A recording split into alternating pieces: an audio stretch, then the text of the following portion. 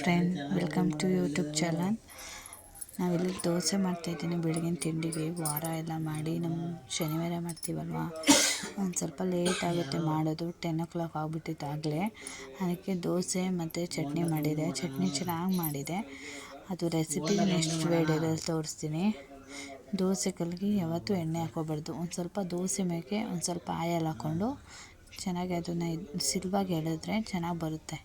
ನೀವೇನೋ ಅಕ್ಕಿ ಮತ್ತು ಅವಲಕ್ಕಿ ಮತ್ತು ಉದ್ದಿನಬೇಳೆ ಅಷ್ಟೇ ಹಾಕ್ಕೊಂಡು ಒಂದೊಂದು ಬೆಳಿಗ್ಗೆ 11 ಗಂಟೆಗೆ ಉನಿ ಹಾಕಿದ್ರೆ ಅದನ್ನು ಸಂಜೆ 5 ಗಂಟೆ ಅಷ್ಟೊತ್ತಿಗೆ ರುಬ್ಬಿದ್ರೆ ಚೆನ್ನಾಗಿ ಹರಡಿರುತ್ತೆ. ಚೆನ್ನಾಗಿ ದೋಸೆ ಇಡ್ಲಿ ಎಲ್ಲ ಚೆನ್ನಾಗಿ ಬರುತ್ತೆ.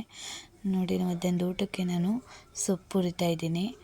ಈರುಳ್ಳಿ, ಒಣಮೆಣ್ಸಿನ್ಕಾಯಿ ಮತ್ತು ಒಂದು ಬೆಳ್ಳುಳ್ಳಿ ಹಾಕಿ ಒಂದು ಸ್ವಲ್ಪ ಆಯಲು ಮತ್ತು ಸಾಸಿವೆ ಹಾಕಿ ಹುರಿತಾಯಿದ್ದೀನಿ.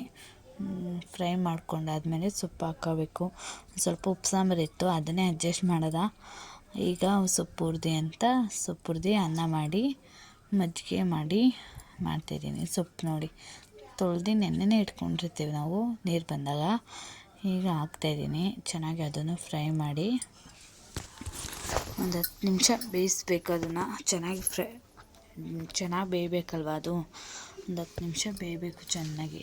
ಆಮೇಲೆ ಒಂದು ಸ್ವಲ್ಪ ಉಪ್ಪು ಹಾಕ್ಕೊಂಡು ಒಂದು ಸ್ವಲ್ಪ ನಮಗೆ ಖಾರ ಎಷ್ಟು ಬೇಕು ಒಂದು ಸ್ವಲ್ಪ ಖಾರದ ಪುಡಿ ಹಾಕ್ಕೊಂಡು ಚೆನ್ನಾಗಿ ಫ್ರೈ ಮಾಡ್ಕೋತೀವಿ. ನೋಡಿ, ಈ ಥರ ಆಗಬೇಕು. ಒಂದು 5 ನಿಮಿಷ ಬೆಂದರೆ ಆಯಿತು ಅಂತ. ನಮ್ಮ ಮನೇಲಿ ಮಜ್ಜಿಗೆ ಇಲ್ಲದೆ ಮಧ್ಯಾಹ್ನದ ಊಟನೇ ಆಗೋಲ್ಲ.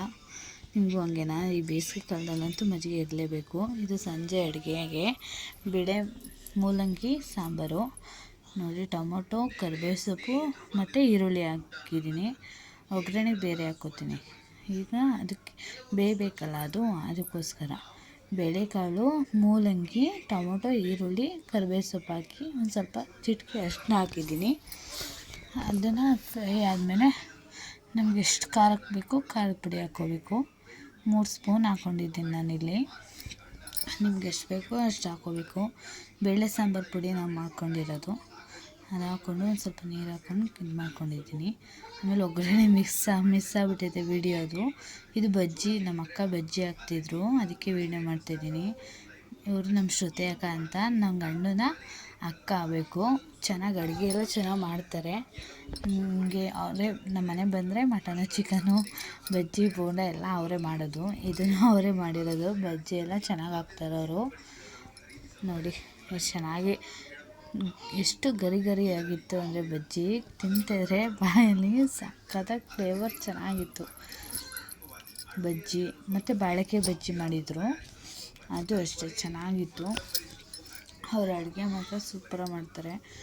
ನೋಡೋದ, ಇಲ್ಲಿರೋ ಗಂಟೆ ಯಾವ್ದಾದ್ರು ರೆಸಿಪಿ ಹೇಳ್ಕೊಟ್ರೆ ನಿಮಗೆ ಶೇರ್ ಮಾಡ್ತೀನಿ ನಾನು. ನೋಡಿ, ಇದು ಬಾಳೆಕಾಯಿ ಬಜ್ಜಿಗೆ ಒಂದು ಸ್ವಲ್ಪ ಇದು ಏನಪ್ಪದು ಕಡಲೆ ಹಿಟ್ಟು ಮತ್ತು ಒಂದು ಸ್ವಲ್ಪ ಉಪ್ಪು, ಸೋಡಾ ಮತ್ತು ಒಂದು ಸ್ವಲ್ಪ ಖಾರದ ಪುಡಿ ಹಾಕಿದ್ದೀವಿ ಅಷ್ಟೇ.